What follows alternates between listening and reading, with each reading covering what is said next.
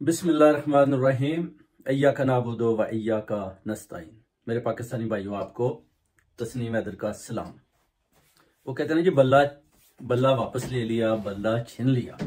Basically बल्ला ना तो छीना गया बल्कि मैंने पहले भी बताया था कि काजी फायज ईसा ने बल्ला चुराया, बल्ले पर डाका डाला गया, बल्ले पर बार बार डाका डालने की कोशिश की गई। और हमें पहले भी पता था, मैंने पहले भी अपने ब्लॉग में बताया था कि अगर पेशावर हाई कोर्ट ने फैसला दिया है कि बल्ले का निशान पीटीआई को, चेयरमैन पीटीआई को वापस दिया जाए तो दिया गया।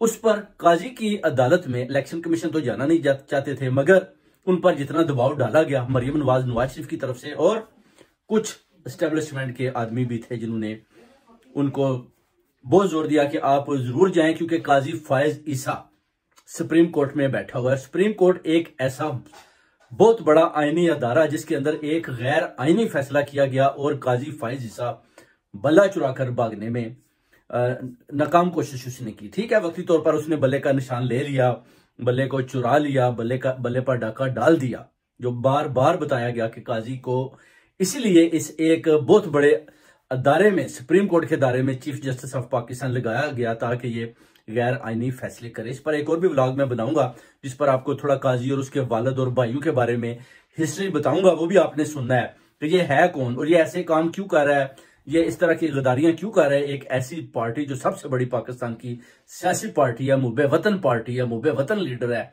पूरी कौम और पूरी ओवरसीज कम्युनिटी की वो जान है इमरान खान, और उनका वो निशान बार बार ले रहे हैं। और इस तरह जो अपना पीटीआई नजरियाती पार्टी के साथ उन्होंने इत्तेहाद किया था कि ठीक है, आप भी बल्ले के निशान से लड़ें और हम भी आप बल्ले के निशान आपको देते हैं तो आप मिलकर लड़ लेते हैं। कोई ऐसी बात नहीं थी। अगर वो उन्होंने बोला कि ठीक है, हम इस पर हम इस निशान पर लड़ते हैं और इमरान खान साहब जो भी डायरेक्शन देंगे हम उस पर अमल करेंगे, जिसका इनको पता चल गया। उसके बाद इन्होंने उनके भी चेयरमैन को, पीटीआई नजरियाती के को बिठा लिया। उसके बाद उनका भी जो हाल हुआ वो आप सारी कौम के सामने है।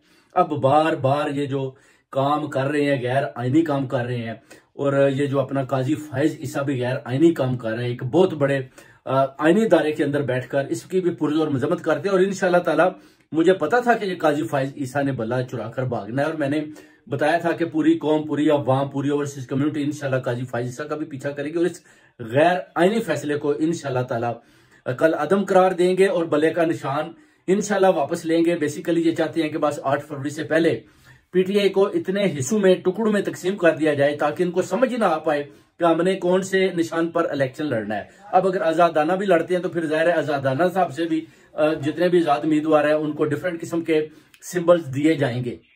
उन सिंबल पर जब वो जीतेंगे तो डेफिनेटली, खान साहब ने आखिरी गेंदें भी खेली हैं, वो कहते हैं कि अगर ये निशान नहीं देते फिर भी हम इलेक्शन लड़ेंगे, छोड़ेंगे नहीं इनको।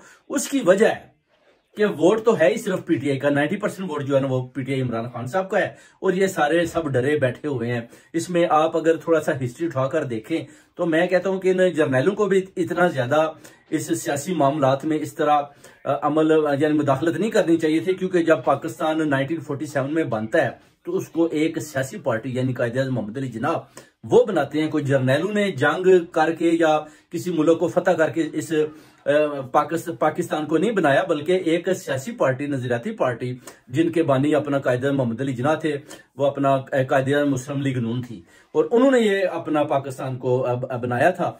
तो इस पर इन्होंने, ये तो ऐसे कब्जा कर रहे हैं जैसे इन्होंने जंगें लड़कर और इन्होंने लड़ाइयां करके जो है पाकिस्तान बनाकर आवाम को दिया, और अभी ये सिविलियन पर या इन पार्टियों पर इस तरह जुल्म और ज्यादतियां कर रहे हैं, जैसे कि इन्होंने बड़ी पाकिस्तान के साथ किसी दूसरे मुल्कों के साथ जंगें करके पाकिस्तान को मर्ज वजूद में लाए हैं।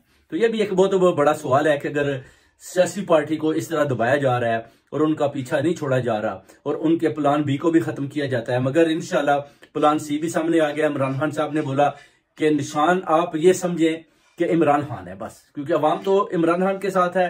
अगर बल्ला ले भी लिया है तो फिर भी इंशाल्लाह ताला वोट इनको पता चल जाएगा कि ये खान साहब का है। आजादाना माहौल में भी इंशाल्लाह आजाद उम्मीदवार भी अगर लड़ेंगे तो वोट तो उनको ही पड़ेगा। सिर्फ इनका जो प्लान है वो ये है कि अगर उम्मीदवार आजादाना तौर पर लड़ेंगे तो बाद में उनको भी मार कुटाई करके, उनके ऊपर भी जुल्म और ज्यादतियां करके उनको भी दूसरी पार्टियों में जबरदस्ती उनको लाया जाएगा, और इस तरह पीटीआई को खत्म करने की जो साजिश है वो सामने आ चुकी है। अगर वो कहते हैं कि आजादाना माहौल में भी अगर पीटीआई के सारे आजाद मेंबरान जीत जाते हैं, 2 सिरे से इमरान खान साहब सामने आते हैं, तो फिर एमरजेंसी लगाएंगे। तो ये भी एक बहुत बड़ा सवाल है।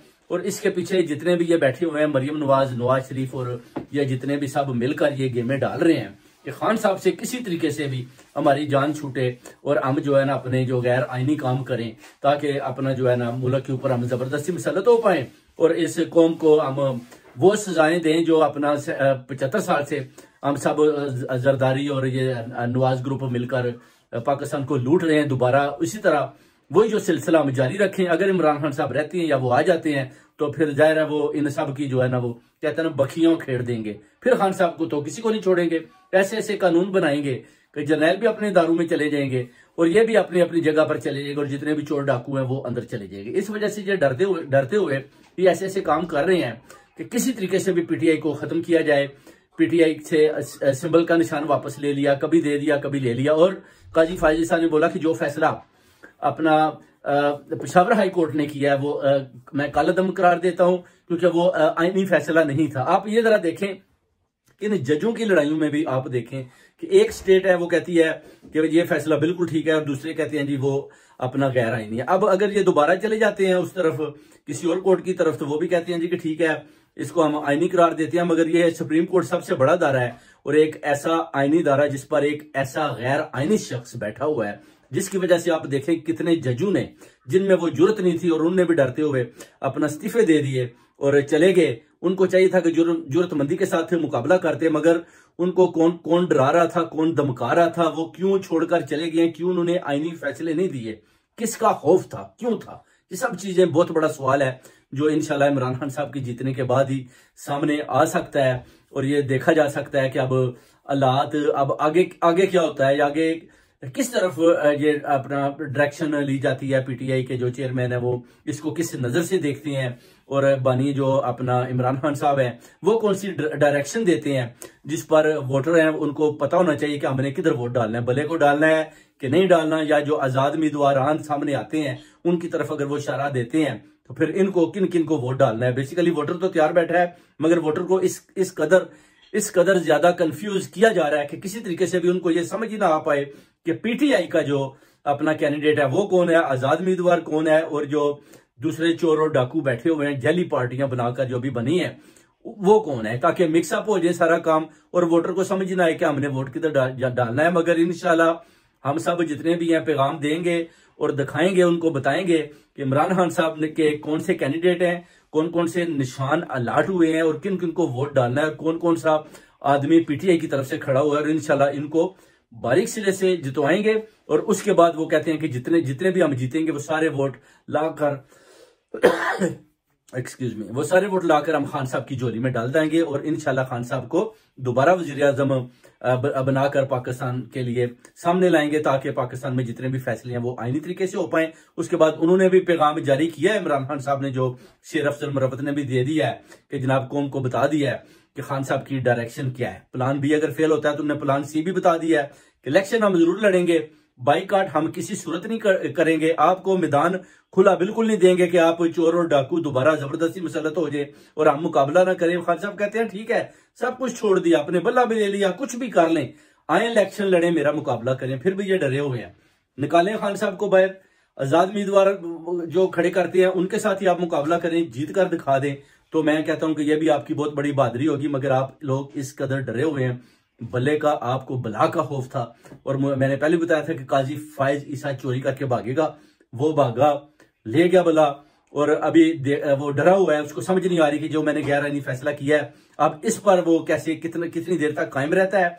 जो उसने अपना पेशावर हाईकोर्ट के फैसले को कलअदम करार दिया है और उसको कलअदम करार देकर ये जो खुद सुप्रीम कोर्ट के ऊपर चोर डाकू बैठा हुआ फैसला देता है, इसको अवाम बिल्कुल फैसले को मानने को तैयार नहीं है।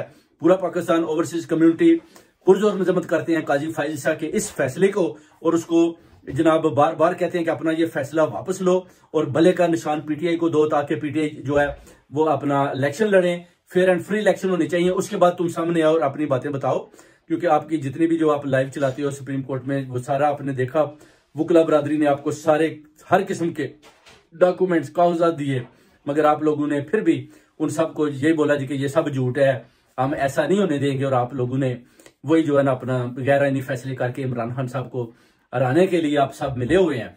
तो आप सिर्फ ये बता दें कि पाकिस्तान की हिस्ट्री में कभी ऐसा भी नहीं हुआ। और काजी फाइज साहब भी बता दें कि इनके वालिद ने जब कायद आज़म मोहम्मद अली जिन्ना के साथ इन्होंने जब धोखा किया था, मादर मिलत पर इल्जाम लगाए इनके वालिद ने, फिर इन्होंने अपना कैसे वो बने थे, अपना वजीर आजम कैसे बने थे, पीछे से ये हजारा से हैं, वो भी आपको इंशाल्लाह बताएंगे। इनकी भी बैक हिस्ट्री बताएंगे कि ये हैं कौन पाकिस्तान के साथ और बार बार क्यों गद्दारियां कर रहे हैं, आइन और कानून को क्यों तोड़ रहे हैं, मरियम नवाज शरीफ के इशारों पर क्यों नाच रहे हैं, आया इनको मरियम नवाज शरीफ से क्या मिला था। ये जब वकला बरादरी अपना चैम्बर बलोचिस्तान में थे तो उस वक्त नवाज शरीफ ने इनको जस्टिस बनाया था, और इसीलिए बनाया था कि ये आएंगे और इनको हम चीफ जस्टिस बनाकर इनसे गैर आईनी फैसले लेंगे। और अभी वो जो गद्दारियां कर रहे हैं वो सबके सामने आ चुकी हैं।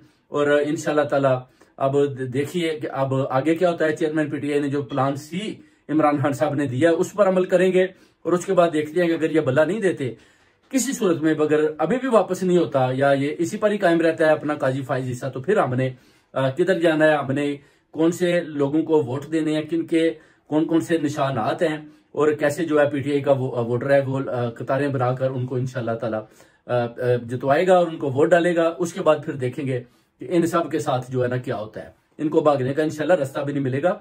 आप देखेंगे कि मरियम नवाज शरीफ लंदन की तरफ भागेंगे। ये इनका आखिरी वार था जो उन्होंने मिलकर किया है। उसके बाद इनकी शिकस्त इनके मुकद्दर में लिखी जा चुकी है, और खान साहब को जितना भी ये दबा रहे हैं उतनी ज्यादा उनको लोग जो है और ज्यादा प्यार करते हैं, मोहब्बत करते हैं। और इंशाल्लाह ताला जीत हक और सच और इमरान खान साहब की होगी। बहुत बहुत शुक्रिया भाइयों। पाकिस्तान जिंदाबाद।